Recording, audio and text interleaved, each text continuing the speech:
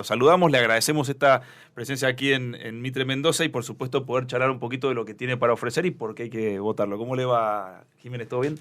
Bien, muy bien. Muchísimas gracias por la invitación, por el espacio. Un gusto conversar con ustedes. Trabajando ya en campaña y por supuesto, bueno, delineando un poco los ejes y todo cómo se va encaminando para llegar a esa instancia, tratar de pasar las pasos, por supuesto, porque también ustedes tienen interna. Sí, es una instancia muy importante donde se van presentando las ideas con las que la izquierda quiere ser una voz, quiere representar a un segmento muy importante del electorado mendocino en las elecciones generales, y para eso tenemos que tratar de que nuestra voz empatice con un montón de situaciones críticas que está viviendo la sociedad, una serie de injusticias, de contrastes que parecieran estar naturalizados, pero no lo están, que todavía causa mucha indignación y que vemos que lejos de apaciguarse o mitigarse, van creciendo, ¿no? Los índices de desigualdad en la provincia de Mendoza son muy grandes y ya no solo lo vemos entre distintos segmentos sociales, sino entre los propios segmentos más amplios de la población y los sectores políticos, ¿no? Que al momento de hablar de sus ingresos o de sus sueldos, pareciera que se miden con otra vara, con lo que realmente vive una familia trabajadora cada vez que ve los precios en el almacén, en el supermercado, cada vez que se dan a conocer los índices de inflación. Y eso necesitas tener una traducción política, tener una voz, un programa político para decir esto se tiene que transformar por acá, ¿no? Y ahí es donde el Frente de Izquierda empieza a plantear algunos ejes importantes de la campaña, como la necesidad de que los sueldos equiparen el concepto de la canasta familiar. No puede ser que la clase trabajadora tenga que vivir bajo la línea de pobreza como si eso fuera natural, cuando algunas generaciones atrás eso no era así. Si uno se supone que tiene un trabajo, que va todos los días a esforzarse, a dejar lo mejor de uno, lo mínimo, digamos, el piso tiene que ser poder cubrir las necesidades básicas de sus hijos, de su familia. Y eso vemos que cada vez se desmembra más, cada vez estalla más, porque por un lado tenemos los precios y después se suman problemáticas que lo único que hacen es empeorarlo todo, ¿no? Como la crisis de los alquileres. ¿Cómo ve porque mucha gente se está volcando ante esta decepción generalizada que tiene? Lo que vos acabas de describir es una radiografía exacta de la realidad. Se vota hacia gente, por ejemplo, tirando a posiciones muy de derecha como Milei, más que porque le interesan las propuestas, que no las escucha, lo ven más que todo por que expresa la bronca contra la clase política en general. Suponiendo que ustedes tuvieran posibilidad de alguna vez llegar a tener acceso a la gobernación, eventualmente a la presidencia, ¿cómo es en general? No me des las medidas puntuales, sino un programa para salir de todo esto, porque a veces muchos sentimos que la Argentina hoy es como que no tuviera salida o que la gente siente que no tiene salida. Sí, yo veo una dispersión muy grande y una fragmentación de los mapas políticos, ¿no? Sí. Y ya no es solo entre los contrastes que se pueden ver entre provincias o municipios, sino entre semanas electorales, ¿no? Hay veces que se habla que una determinada expresión política va a arrasar, que expresa el voto bronca, y 2 días después un oficialismo municipal saca el 54% de los votos, o un gobernador obtiene un porcentaje similar. Y uno dice, ¿cómo se puede dar esta clase de fragmentación de las expresiones políticas? Y yo creo que en realidad es expresión de lo mismo, que es una suerte de crisis orgánica, hay una situación de disfuncionalidad entre la vida económica y cotidiana de la gente y las expresiones políticas, que hacen que puedan brotar entre una semana u otra, ya ni siquiera te hablo de meses, sino de una semana u otra, expresiones políticas volátiles, y muy a veces contradictoria. En ese sentido es muy importante que lo que queremos expresar del Frente de Izquierda no solo tenga mucho cuidado en sostener su coherencia, ¿no? En no correr la suerte que corrieron muchas de las terceras fuerzas en la provincia de Mendoza, que es disolverse después de 2 elecciones porque les tocó enfrentar un resultado adverso o por lo que sea, sino tener una visión de largo plazo y que entienda que para poder ser una fuerza que logre una transformación estructural de la provincia, requiere tener tanto un peso electoral, entre comillas, con votos, con representación, accediendo a cargos ejecutivos, como una fuerte organización estructural desde abajo, un peso orgánico, donde la gente realmente pueda sostener y controlar cotidianamente lo que hacen sus propios representantes políticos, ¿no? Esa disolución que han tenido los partidos políticos en expresiones mediáticas o en expresiones puramente sociales y demás, contribuyen a que esa volatilidad haga que no termines de estar festejando un buen resultado que ya se te dio vuelta la Bien. situación, ¿no? Lautaro, y en esa construcción que vos estás mencionando, ¿eso lo mantuvo el Frente de Izquierda? ¿Esa base la mantuvo? Porque también fue bajando la performance en las elecciones. ¿Hay alguna autocrítica que hacen al respecto? ¿Qué pasó con la izquierda en eso? Porque tuvieron un momento de explosión y después como que también mermó el apoyo. Sí, ha pasado mucho tiempo, ¿no? Y es Sí. una pregunta que nos la hacen en distintos medios y siempre nos sirve mucho eso para pensar. En primer lugar, la autocrítica es fundamental, Bien. pero mejor que la autocrítica es la crítica concreta que te hace la gente cuando vos vas a hablar con un obrero de Viña, de Rivadavia, y te dice, mirá, falta esto, o esto vos lo tenés que transmitir de otra forma. O imagínate mis compañeras en la escuela, me dan a veces con un caño, me dice, ¿cómo te olvidaste de decirle esto, de responderle? Hay veces que la crítica externa que viene es mucho mejor que la autocrítica, porque Claro. uno, estando dentro de estos, tiene ciertos parámetros y la gente, como te ves de afuera, te ayuda mucho. Y nosotros vemos que justamente cuanto más real sea esa construcción, cuanto más jóvenes participen, más laburantes que no te deben nada, o sea, que si están con vos es porque vos realmente estás representando lo que sienten, te dicen las cosas con mucha franqueza, te ayudan y te plantean siempre una crítica con un ánimo de construir, porque hay muchos sectores que realmente sienten que tienen que surgir fuerzas que transformen radicalmente las problemáticas sociales que estamos viviendo, pero que se sostengan en el tiempo. Que se sostengan en el tiempo, que no se cambien la camiseta y salten a otro partido para ganarse una banca o lo que sea, Hay que reconocer como lo estamos viendo por todos lados, que ¿no? la izquierda Sí. ha sacado más votos o menos votos, pero que hace muchos años que viene sobreviviendo. Por y eso que esa está- construcción, esa base la han y mantenido. que, ¿sí? más allá de las Dentro diferencias internas que puedan tener, como toda fuerza, ustedes se sostienen, aparece Sí. gente nueva, aparece gente joven, eso es cierto. Mm. Pero por ahora me parece que aparecen más como la gente que se opone, eso es lo que a veces la gente critica, que tienen una gran capacidad de decir que no, pero que tienen poco sí. Y no le digo tanto el sí a lo que a vos a lo mejor no te gusta de este sistema político, que es respetable que no lo apoye, pero sí me gustaría, por ejemplo, ¿qué medidas vos querés aumentar el sueldo, obviamente, pero bueno, para eso se necesita plata. ¿Qué medidas tomarías vos, las 2 o 3 medidas esenciales que tomarías si mañana te toca ser gobernador? Bueno, el gobernador tiene que empezar por respetar sus propias leyes, ¿no? Y en ese sentido muchas veces nos preguntan, estamos hablando y dándole mucho énfasis a la educación pública, porque la educación pública para nosotros es un pilar para poder pensar un futuro diferente. Sin lugar a Entonces muchas veces nos dicen, ¿cómo haría para duplicar las partidas que se destinan a la infraestructura? Hace 2 días explotó una cañería de gas en una escuela de Potrerillos. Fue un riesgo de desastre muy, muy grave y un llamado de atención de lo que está pasando. Nosotros empezamos a decir, ya no simplemente no a esto, no al otro, nosotros decimos que se cumpla la ley provincial de educación cuando dice que el 35% del presupuesto tiene que ser destinado a educación. Si eso, ustedes vean en los últimos 8 años, ¿cuáles han sido los porcentajes del presupuesto? A lo máximo que se llegó fue allá, por mucho tiempo en el 2015, el 25%. Y después fue bajando, llegó al 17%, subió un poquito al 18%, ahora volvimos a caer al 16%. Es decir, estamos destinando a educación en la provincia de Mendoza la mitad de lo que dice su propia ley de educación. Entonces, cuando nosotros planteamos que eso se tiene que cambiar, que tiene que tomarse en serio las políticas de transformar el futuro, empezamos por aquellos sectores que realmente nosotros creemos que pueden absorber lo mejor que le podemos dar las actuales generaciones, que son las futuras generaciones, tener el derecho a ampliar la jornada educativa. En mi escuela, por ejemplo, tenemos la suerte de que es una escuela de jornada completa. Yo quiero que muchas más escuelas primarias de Mendoza tengan la jornada completa, tengan el plan de conectividad. Hemos tenido también, hablo de cosas buenas para que ustedes vean también porque yo quiero que eso se generalice.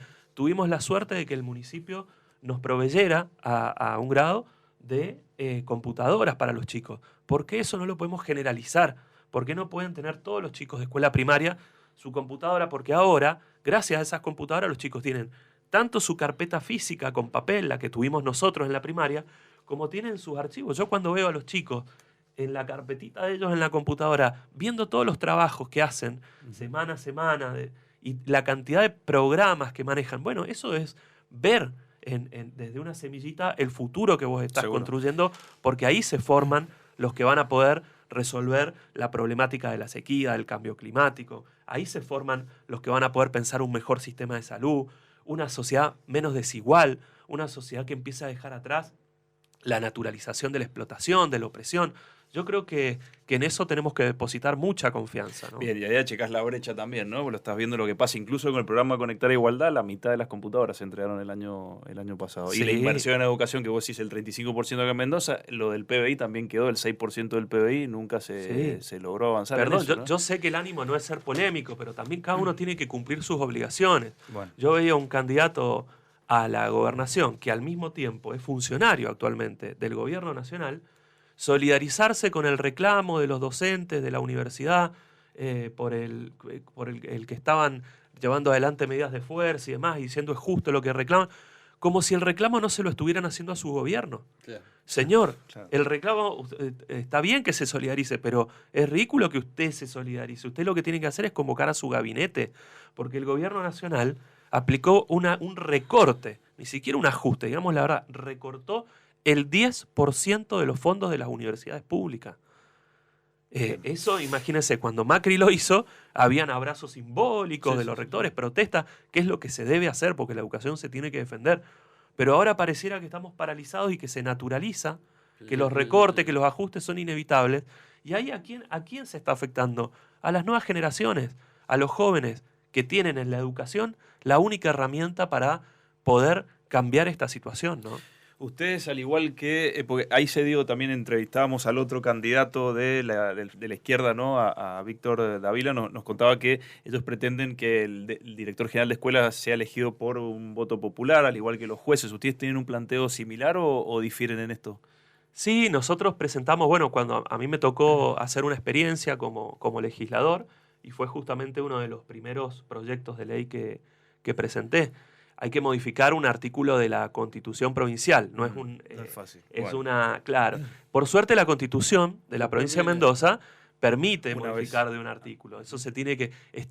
y eso tiene su aspecto positivo, que es que más allá de lo que opinemos los distintos sectores políticos, primero tiene que opinar la gente si está de acuerdo en que se reforme o no.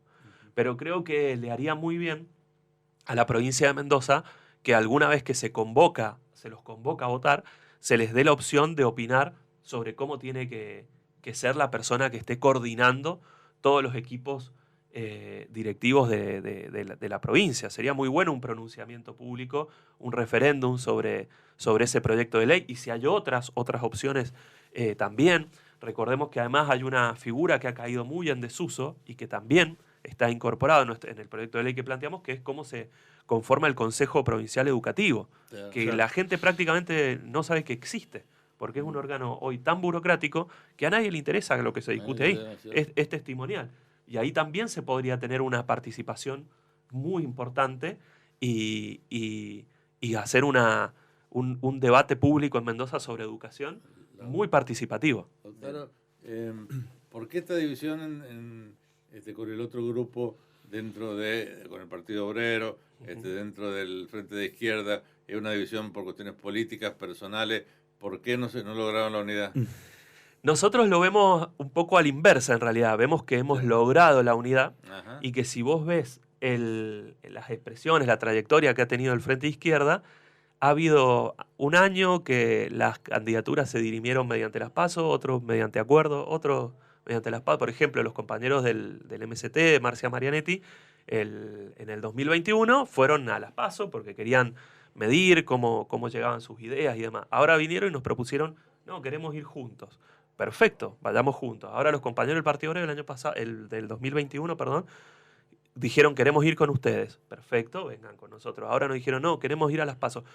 qué es lo bueno que tiene eso? Que el Frente Izquierda te garantiza que vos no tenés una imposición de cuáles tienen que ser los candidatos. Si vos querés ir a las PASO, lo tenés garantizado, tenés los mismos derechos que cualquier lista.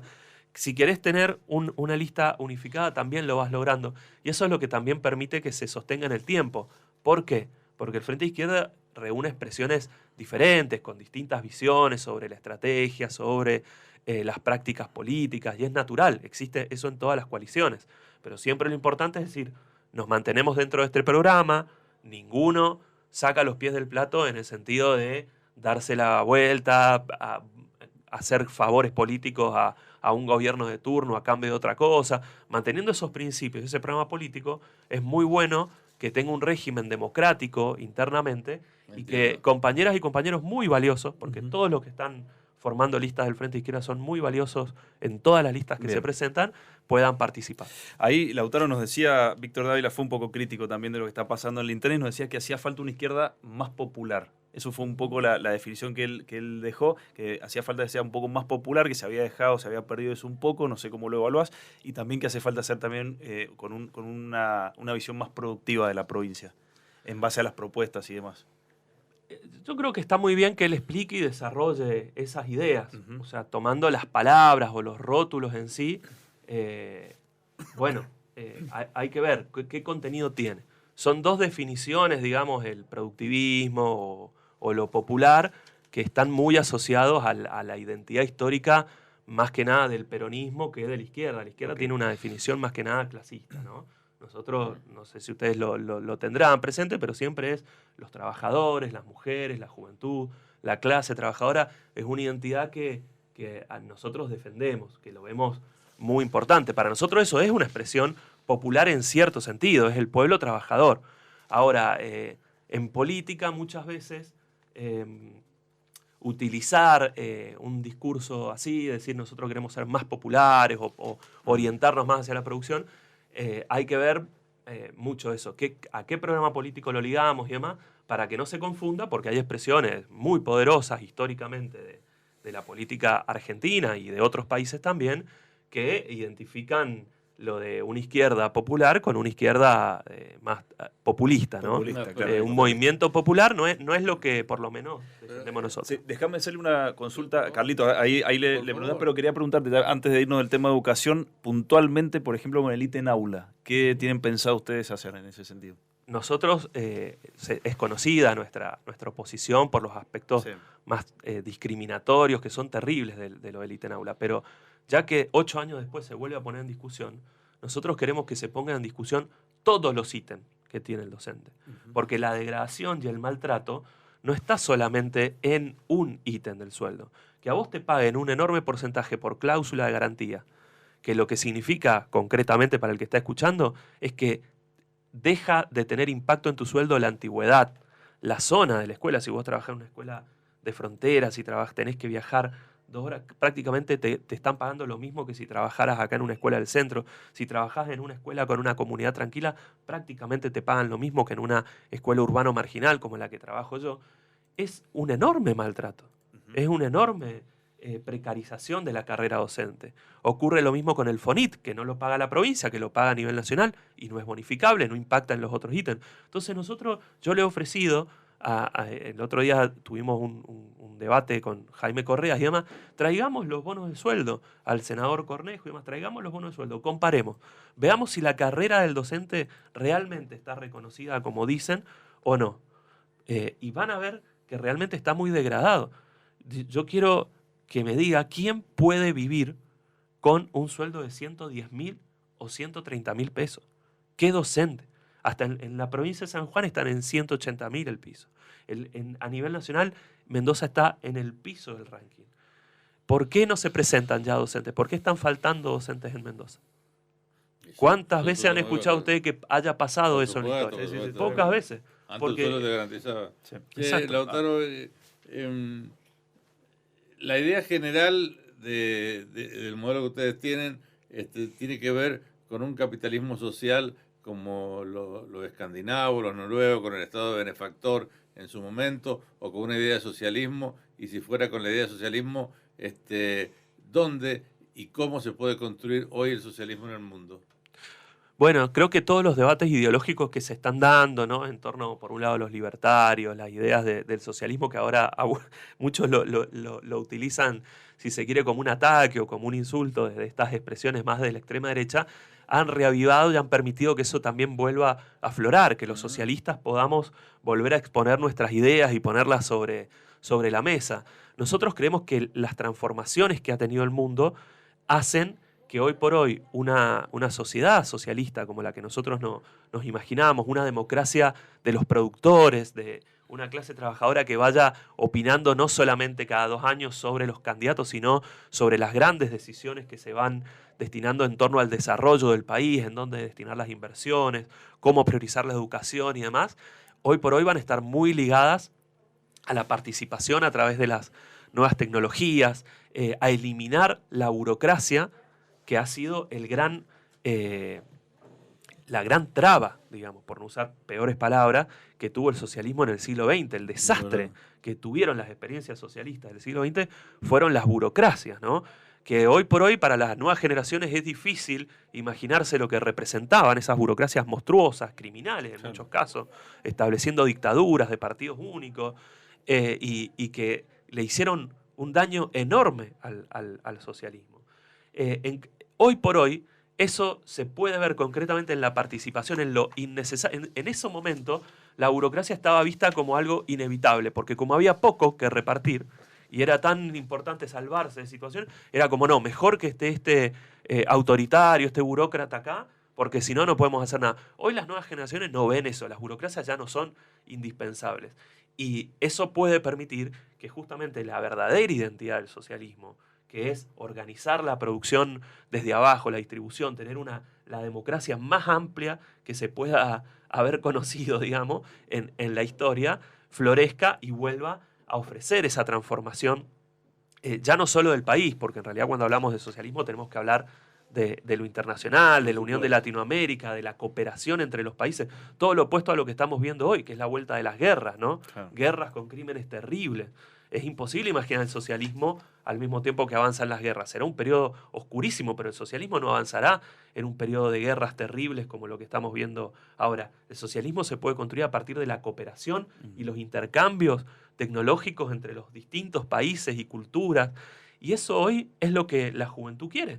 Por eso hasta en países que no tuvieron una gran tradición socialista como Estados Unidos, empiezan a brotar encuestas, fenómenos ideológicos que dicen: miren, hay una nueva generación que está hablando de socialismo, qué extraño. Bueno, tiene que ver con eso, con que las transformaciones que ha tenido el mundo permiten pensar una sociedad distinta, donde no esté naturalizada la explotación, la opresión, las divisiones, las guerras. Y mucho también cansancio, hartazgo de los jóvenes viendo que no les respondió, por ejemplo, el kirchnerismo también, y que empieza a volcarse para el otro lado, ¿no? Para la derecha también, ¿no? Porque lo vemos con lo que está pasando con el fenómeno Milei. Digo, se van dando también esas instancias. Sí, sí. Y hay sectores interesados en que eso se canalice hacia la derecha, por eso tiene un apoyo muy fuerte del poder, lo reciben en algunos hoteles, en algunas conferencias de empresarios, que hay un interés en fortalecer eso. Y cuando aparecen fenómenos como el de Alejandro Vilca en Jujuy, por ejemplo, un recolector de residuos, que hizo una carrera espectacular, sacó un 18% de los votos en las elecciones de Jujuy, mientras que los libertarios no le fue bien en ninguna de las adelantadas. Fue la segunda fuerza en la capital de Jujuy, en San Salvador. Jujuy es una tradición socialista importante. No la había. No la había. No la había, se está recreando, ¿no? No es que uno se va 20 años atrás y lo tenía, ¿no? En Capital Federal, por ejemplo, con Miriam Bregman, que es nuestra candidata a presidenta, es muy bueno porque se recreó un poco algo que había desde la época de Zamora, que no entraba un diputado nacional, y ahora con Miriam, por primera vez, después de esa anterior experiencia, estaba, pero en Jujuy fue inédito, no había viejas experiencias socialistas. Y a nosotros en Mendoza nos toca tomar la posta de periodos que fueron muy salteados. El socialismo fue muy fuerte a principios de siglo, Ramón Morey, grandes figuras de la izquierda socialista de principios de siglo, dejó una gran escuela. Después vino toda la experiencia del Partido Socialista Obrero de Benito Marianetti, de Ángel Bustelo, experiencias que se hicieron pero fueron cortadas con dictaduras sangrientas que cortaron esa generación. Eso lo hablábamos el otro día con estudiantes de la Universidad de Cuyo. Es muy difícil pensar cómo se une la trayectoria histórica de la izquierda cuando cada vez que fueron creciendo hubieron experiencias muy concretas como la dictadura militar que las aniquiló, ¿no? Está bien. Y después vino una figura más cercana que tuvo bastante repercusión y que llegó a nivel nacional, que es la de Nicolás del Caño. ¿Algo para decir de Del Caño? Sí, que creo que fue el que abrió la puerta a esta construcción justamente de que hoy el Frente de Izquierda esté presente, que sea sostenido en el tiempo, en los mejores resultados, en los más adversos también, y que es lo que nos da la pauta, es el habernos sostenido en el tiempo ese periodo, de que lo que podemos estar construyendo realmente es histórico y no una golondrina de esas que no hacen verano. Vos sos muy joven. ¿Hay muchos jóvenes en el socialismo en este momento en la provincia de Mendoza? Yo creo que la construcción del Frente de Izquierda tiene un sostenimiento muy fuerte en la juventud y se ve en las candidaturas. Hasta a mí me ha sorprendido. La compañera que emergió como candidata, por ejemplo, en San Rafael tenía 23 años. ¿No? Es difícil casi que se acuerde de lo que vos decías de Nicolás del Caño en el 2013, porque era muy chiquita, tenía 13. Y sin embargo ha tomado la posta y vos las ves, las escuchás y tienen una formación, tienen una capacidad para transmitir ideas que uno dice que bueno, y también por eso uno apuesta a la educación y uno apuesta a la posibilidad de que las nuevas generaciones hagan del socialismo un destino deseable para la gran mayoría de la humanidad. Bien. Bueno, ahí estamos, interesante, claro. por supuesto, claro. Y muy apasionado. Y sí, también apasionado. Habría que escuchar ahora a esa joven que piensa con sus pares que, por ejemplo, están muy permanentemente escuchando situaciones con Milei y demás, ¿no? Pues el fenómeno que se está dando en estas horas. Sí, un segundito nada más. Sí. Hay muchísimo interés en desmoralizar a los jóvenes, en asustarlos, en resignarlos. Eso me lo han dicho en la universidad, me lo han dicho en San Rafael, en todos lados. Tenemos que transmitirle pasión y fuerza a la juventud, porque cuando se ponen de pie cambian todo. Y eso no lo digo yo, creo que hasta ustedes mismos lo pueden verificar. En cualquier país del mundo, la juventud es la que hace los verdaderos cambios históricos. Lautaro, te agradecemos esta visita aquí a Radio Mitre Mendoza.